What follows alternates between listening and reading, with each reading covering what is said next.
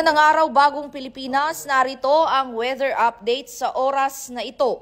Patuloy ang paggalaw pakanluran ng Tropical Depression Verbena habang nananatili ang lakas nito sa silangan ng Surigao City.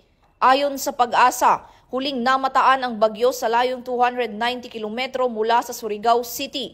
Taglay ang 45 km per hour na lakas ng hangin at pagbugso na 55 km per hour.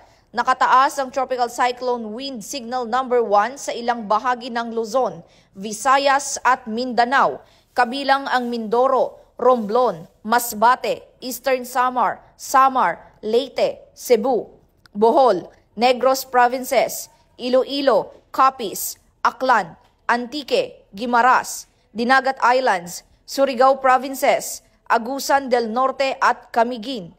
Inaasahan ang malalakas na ulan at bugso ng hangin dahil sa kombinasyon ng verbena at amihan, habang maraming baybayin ang makakaranas ng maalon hanggang napakaraot na karagatan.